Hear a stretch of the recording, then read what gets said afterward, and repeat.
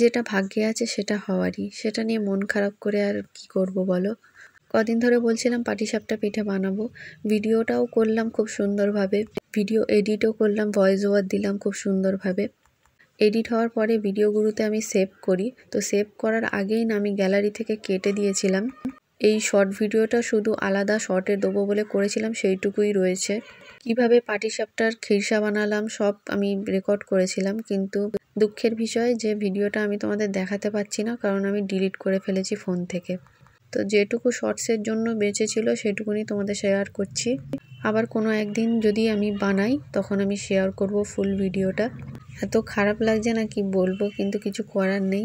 তো পাটিসাপটাগুলো খুব সুন্দর দেখতে হয়েছে, তোমাদের একবার দেখিয়ে দিলাম। এইটুকুনি ক্লিপ ছিল, আর তাইহান খেয়েছিল, তাইহানের পাপা খেয়েছিল, ওইটুকুনি ক্লিপ আমার বেঁচে রয়েছে, সেটাই শেয়ার করতে পারলাম। পাটিসাপটাগুলো একদমই ভেঙে যায়নি, খুব সুন্দরভাবে তাওয়া থেকে উঠে গিয়েছে, কিন্তু রেসিপিটা শেয়ার করতে পারলে আমি আরও খুশি হতাম।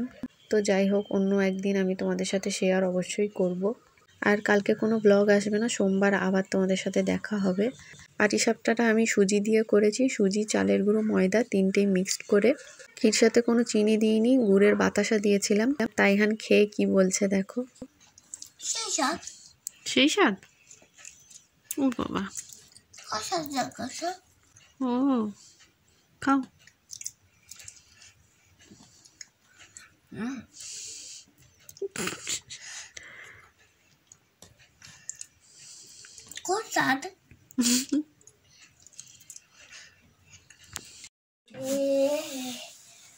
তো দেখো, এই মাত্র এসছে তাইহানের পাপা। আর নিচে 7টা দিয়েছিলাম, উপরে 7টা আমি একটা খেয়েছি, তাইহান ঘুম থেকে একটা খেয়েছে। তো তাইহানের পাপা এসছে, ওকে একটা খাওয়াই। ঠিক আছে, খেয়ে বলো কেমন হয়েছে।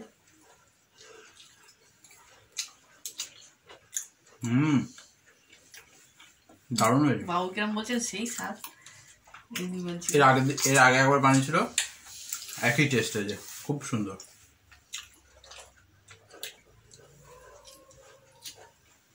টাটা। টাটা। এইভাবে বানাতে পারো। আমি তো মজা করে খাই।